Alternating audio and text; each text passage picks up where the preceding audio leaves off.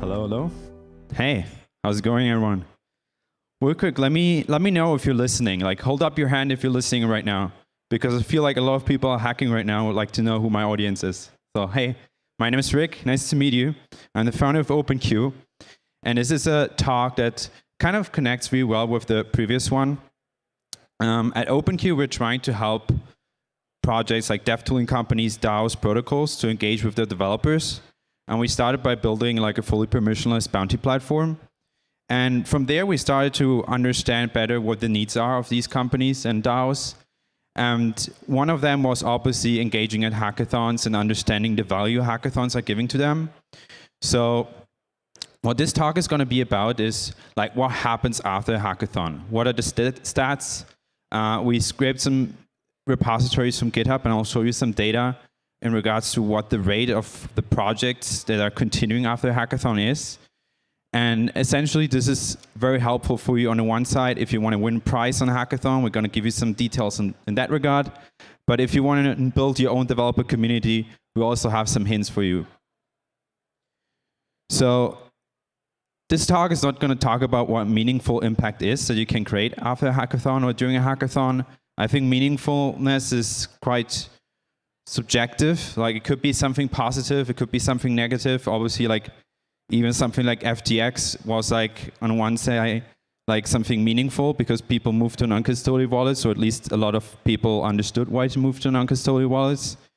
And I'm also not going to tell you how to identify a real problem. Like, if you're looking to build something at a hackathon, you should either have a problem based on your own experience figured out that you can build, or join a team with people that understand the problem really well and then help with executing the solution.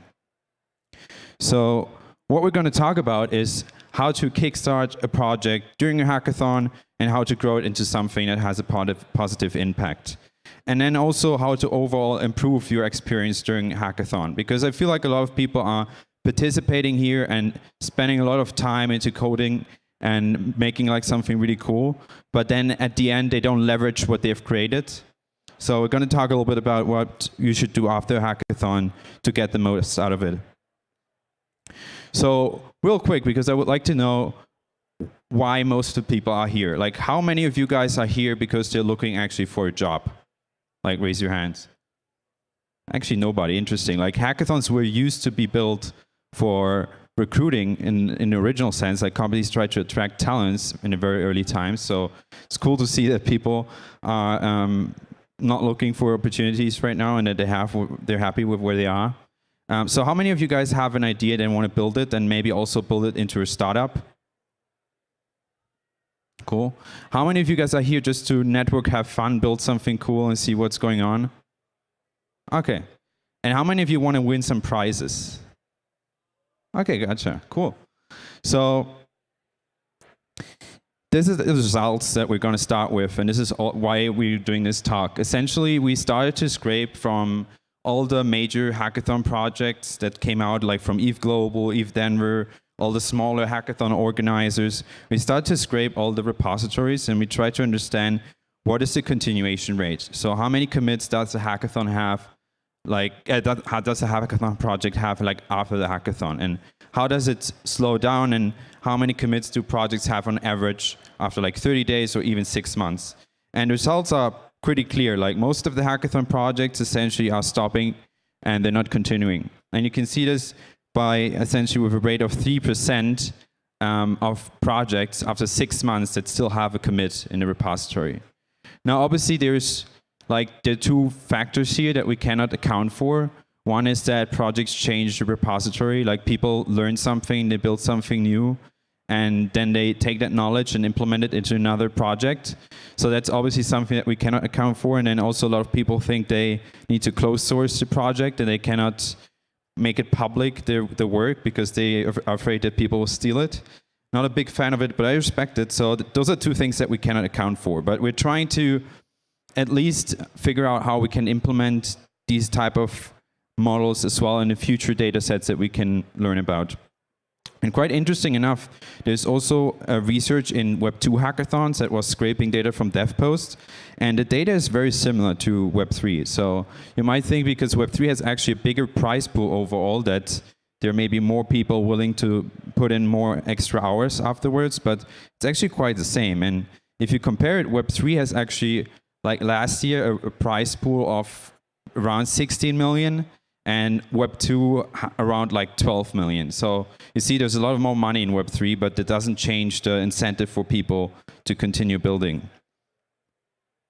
So now the question is this bad? Is it bad that after 6 months, only 3% of the repositories are still building?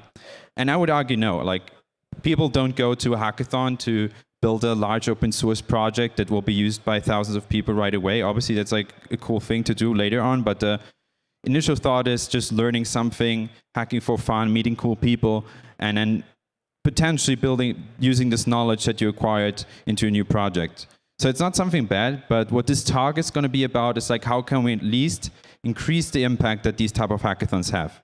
Because obviously, if a lot of projects are not going to be continued on, like all these 97% of the projects will crumble to dust. And this is what this is going to be about. I'm trying to understand, can we do something here to get more value out of these and also to make some positive contributions in the community? So what are the major project continuation factors? So short term, we found out that it's mostly that people prepare before hackathon, like they have already an idea, they have maybe a good team, they know the people that they're hacking with. If you have this type of setup, you're very likely to continue the project, at least on a short-term basis, and see that you can clean it up at least, make like a good documentation and a README on a GitHub repository, and have like something deployed on Vercel or Heroku or something like that, so people can like check it out.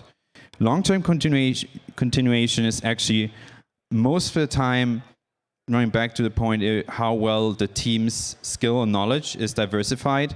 So if you're a developer and you code with like 5 other developers at the hackathon, it's very likely that you're missing the skills to bring this to the next step, like business skills. Like, for example, if you want to raise funds or if you want to build out this into serious projects, like you need to have somebody who can help you with all of that stuff. Also, marketing becomes an important factor. So diversification of skill sets is very important. And that's also something that you should look out for if you're building something that you want to bring to the next level after hackathon, to actually find people that help you and that actually have complementary skill sets.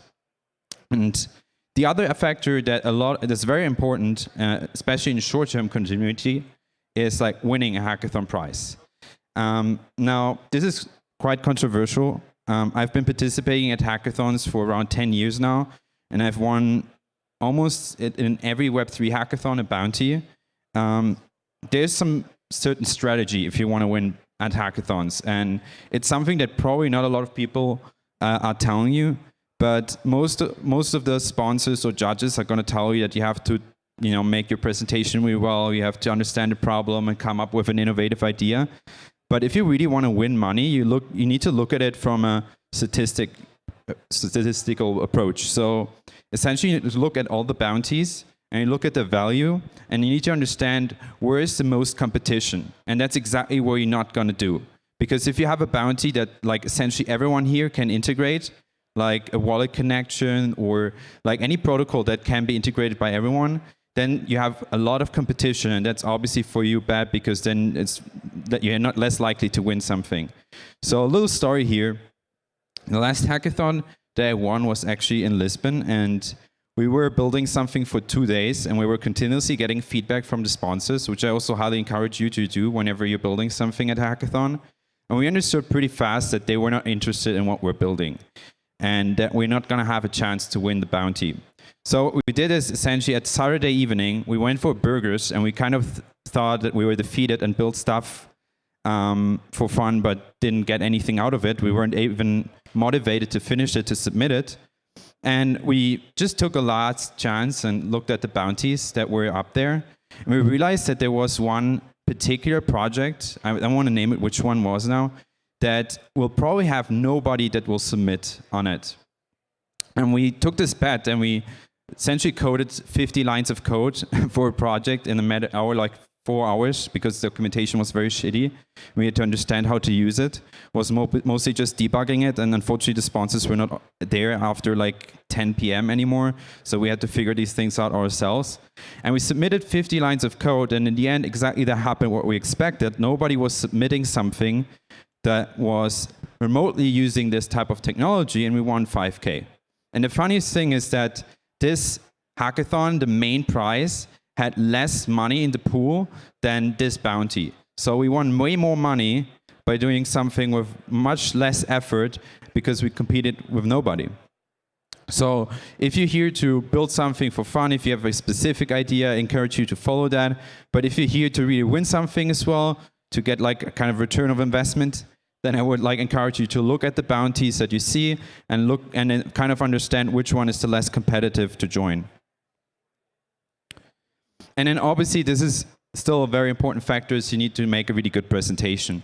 And there's a little trick that you can introduce to your presentation that a lot of people, especially judges from sponsored bounties, will highly appreciate, is when you explain how you're going to continue on the project after the hackathon.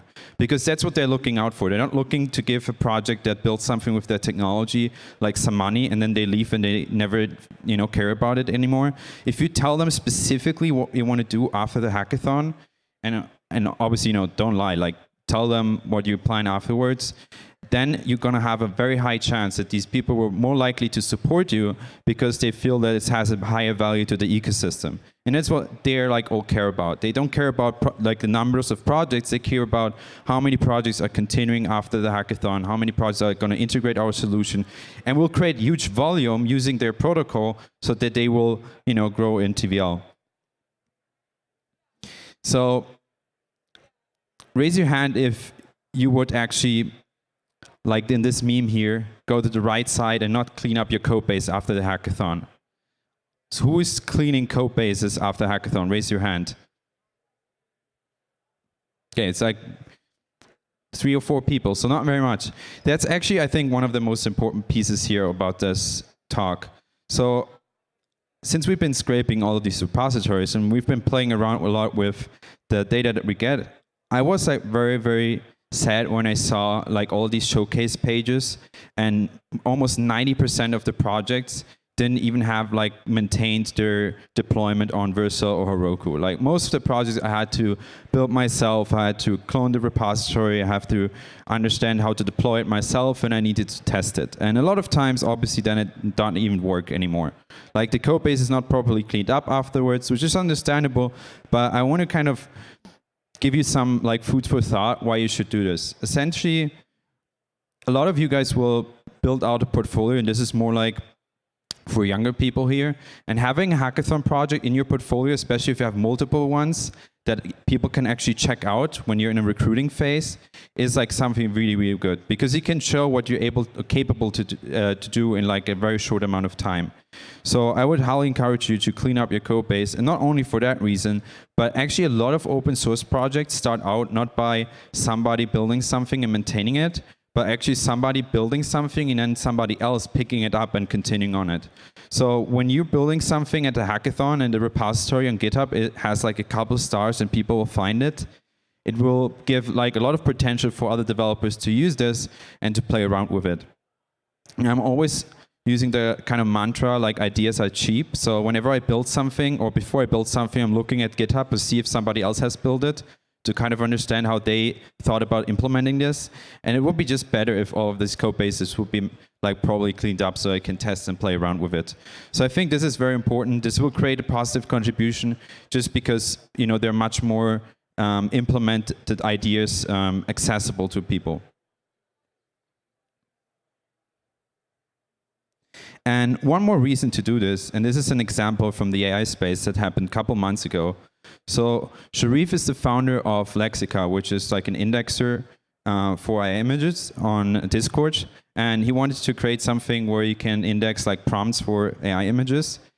And he had actually his own startup and was building like at the hackathon, weekend hackathon, this project called Lexica. And we was afterwards cleaning it up and making a launch on Twitter. And the craziest thing happened afterwards. Like after essentially 12 hours, he served nearly 100 gigabytes of images per hour for the side project that he built at a hackathon. And this essentially turned his startup into like a pivot using this weekend hackathon project. So he had like, months of work in his previous startup idea, which was also something in AI. And he essentially used his hackathon project as a way to pivot the startup. And after a couple of weeks, he gained like around 1 million users, and that helped him to raise over 5 million in VC capital. So this is clearly showcasing that obviously, you know, this is a unique case. I'm not saying this happens to everyone. Like also, you're not going to get to HackerRank first one page every time you're launching something. But this can happen, and even if it's like just 50 people checking it out, joining a Discord server, giving you feedback and telling you that this is something helpful, I think it's very, very worth it to go through it. So now switching gears a bit and talking about developer relations again. So what we at OpenQ are doing is we're looking at this funnel here. We're trying to understand how sponsors are essentially dealing with developers. How is the interaction between it? And we found a pattern that is essentially very similar to every other DAO or protocol or dev tooling company to essentially bring these developers from hackathons and turn them into advocates. Okay, so essentially the process here is, and we see this top tornado here, is sponsoring hackathons, being at tech meetups, creating educational material. Those are all the things that start bringing awareness about your technology. Now, the one thing that we found out is that a lot of companies are really good at the top side of this tornado or funnel. I don't want to call it a sales funnel because we're here, we don't like these type of wordings, but it's essentially what it is. And a lot of people are very bad at the bottom funnel. So what you heard at the previous talk about Superfluid, they are really, really good at the bottom funnel with everything they do. But if you look at the larger market in Web3, a lot of people are not really good at it. And one reason for this is actually, in my opinion, because they have a lot of money and they were essentially just chilling on the grants that they had and were telling people, well, if you want to build, apply for a grant and we'll make it happen. And this is something I think that had overall a very negative aspect or feeling to developer relations, because everybody was essentially just going like, I'm going to integrate you, but only if you're going to give me money. If I don't get the grant, I don't care about you. And this is what happened like a lot of times, and it was certainly not sustainable, but everybody had to play with it because everybody else is doing it, and if you don't do it, you're not going to be able to compete with them.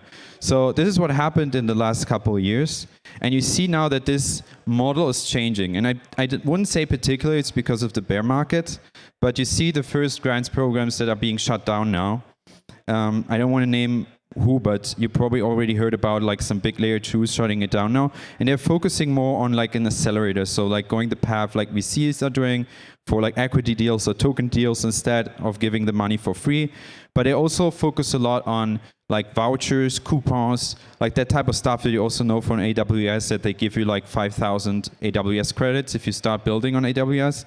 These are the things that like layer 1s or dApps or protocols are also turning into. And I think this is also the direction that it should go into, because giving away money for free is not sustainable. It doesn't help projects that doesn't have raised capital, because they have to compete with these people. So essentially we have a talk at Shelling Point about the future of grants. Feel free to join in.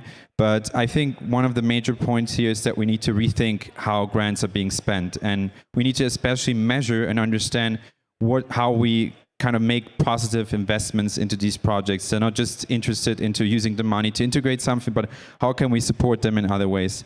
Because I'm sure a lot of you guys won a bounty or submitted a project and it didn't hear back from the sponsors. Like weeks later, they didn't get like support, they didn't get like questions like, do you need help with anything that we can do, like marketing? Do you need some brainstorming? Can you help you to give you some feedback? Like these are the things that I want to have as a developer that's building something. I think that's what we need to focus back, instead of like saying, write a proposal and get money.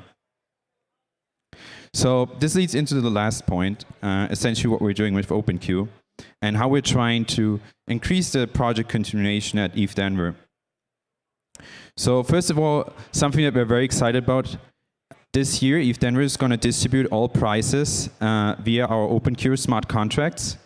So essentially this means that for the first time we have like a Web3 native way to distribute prizes, and that we have also requirements based on the people that can claim a prize.